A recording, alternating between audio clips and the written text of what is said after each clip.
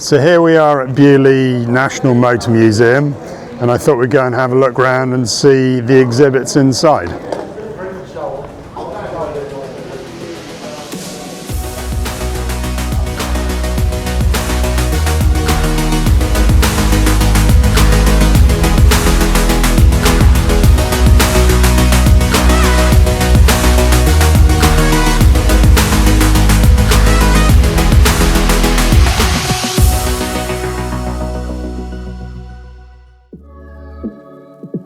So here we are at the first room within inside the museum, and I have to come clean, this is the first time I've ever been to the Beaulieu Auto Museum, so it's quite exciting for me.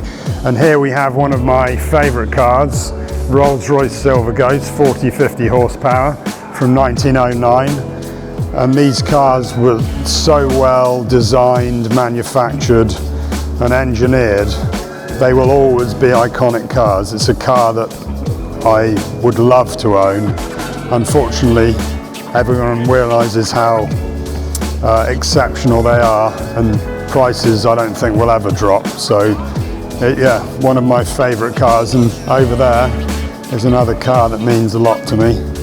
This, when I was at school, the school secretary used to have one of these Ford Sierra RS Cosworth.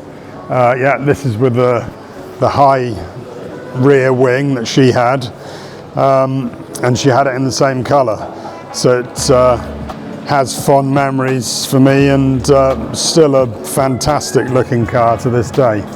So let's head down here and see what else we've got.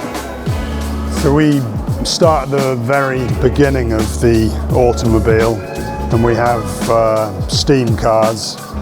So this is very much taken from coaches, and they were just playing with the automobile as such, to when Benz produced this in 1886, which was steam powered, single cylinder, and you can see there's a lot less to the vehicle, obviously because it was lighter.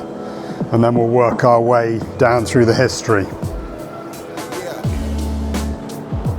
So for me, some of this literature is the most fascinating stuff in the museum, being a literature guy. Some early driving licenses and other ephemera. It's truly incredible. So in this section of veteran cars, we have all the main manufacturers of the day: Daimler, Cadillac, de Dion Bouton, and this era of car has become really popular now with events like the London to Brighton. Lost its way for a while, but it's definitely very, very popular now.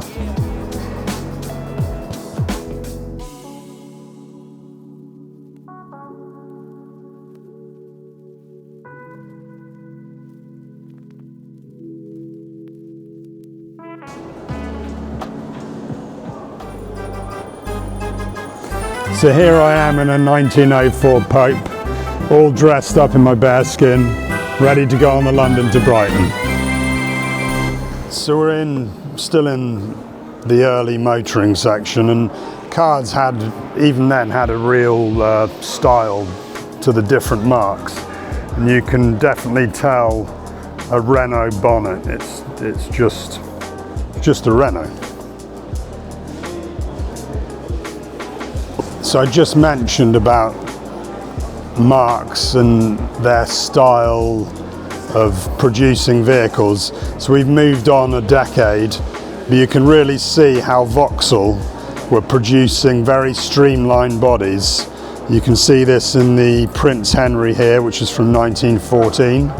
And if we move further along, there's a Prince Henry from 1915, and again you can see the streamlining body.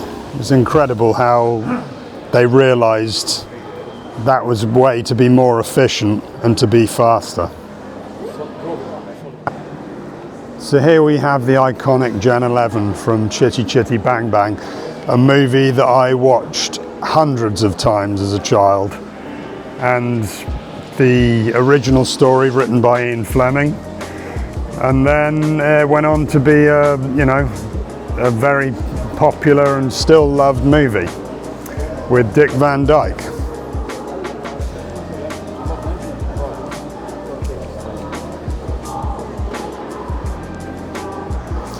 Another of my favourite cars, Bentley 4.5 litre supercharged. Still a really imposing motor car. If I had a blank checkbook, this would certainly be a car that I'd want.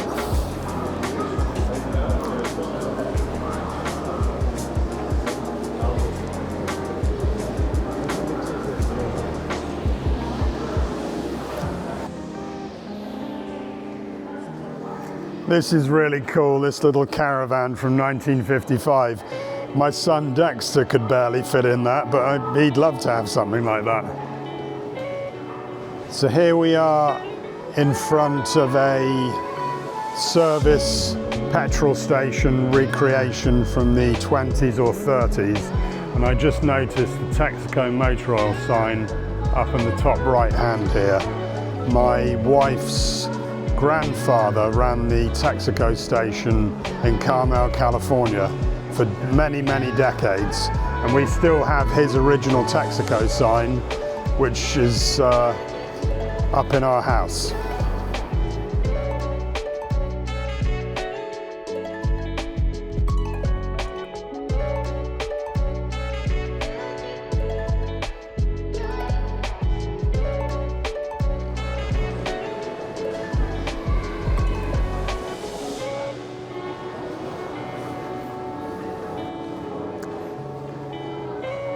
Again, this is one of my favourite sections of the museum. All the toys of the era, different eras. A lot of these I have had or still have, like the Fab one and the Batmobile and the Spectrum Pursuit vehicle.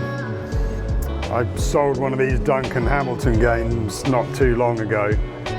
But yeah, this is what Beaulieu's all about, the auto jumble and items like this.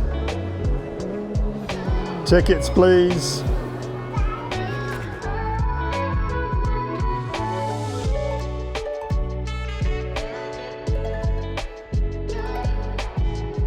So I'm coming down into the competition car section. We're greeted by a 1993 Williams, and it's amazing to see how much smaller these cars were than the F1 Williams of 5 or 6 years ago. Chalk and cheese.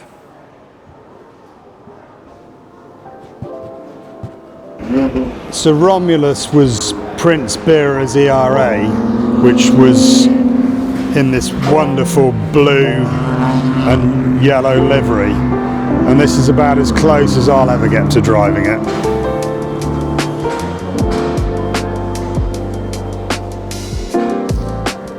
So here's a car we've heard a lot about recently. It's a Jaguar XJR8, and obviously with the book launch at Goodwood last weekend, on the prowl.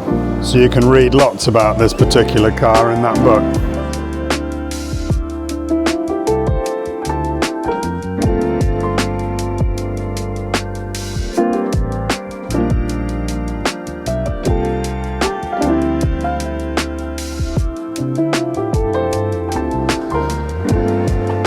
So here we are with two of my favourite cars side by side, Ford GT40 and a Porsche 917, this in Golf livery, both of which I would have in my fictitious Ben Horton stable.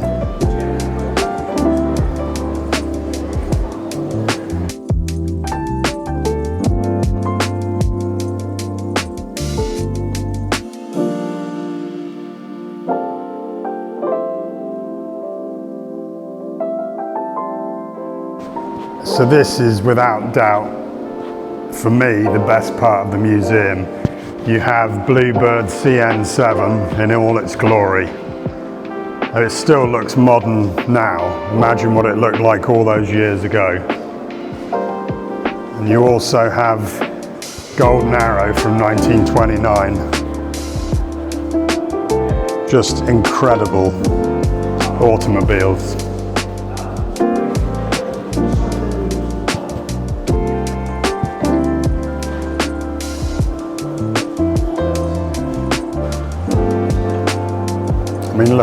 That's just stunning, isn't it? Can you imagine driving that at nearly 300 miles an hour?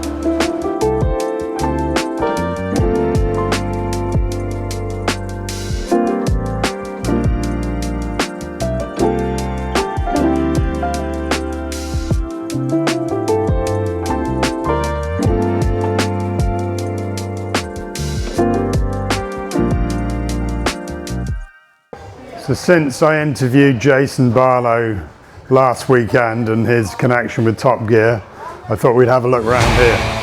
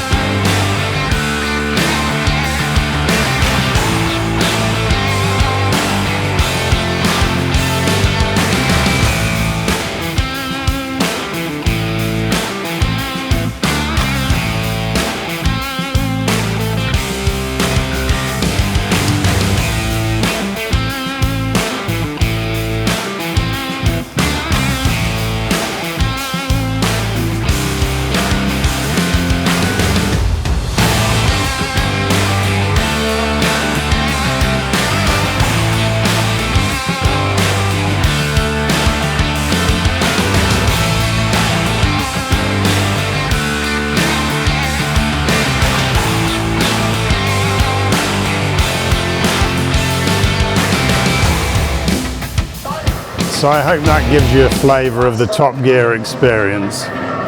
Some of the most iconic cars are cars that are in films or movies, so let's see what they've got on offer.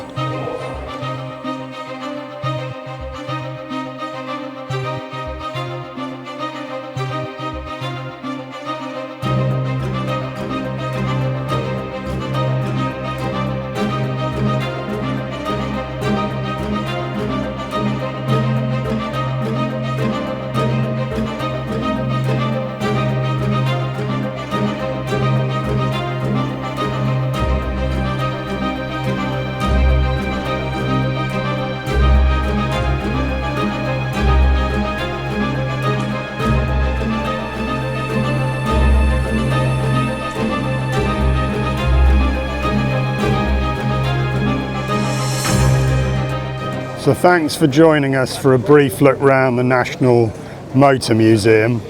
Come and check it out in the New Forest. Try and fit it in with a visit to the Auto Jumble, which has a spring Auto Jumble and an autumn Auto Jumble. Don't forget to like and subscribe my channel and follow me on socials.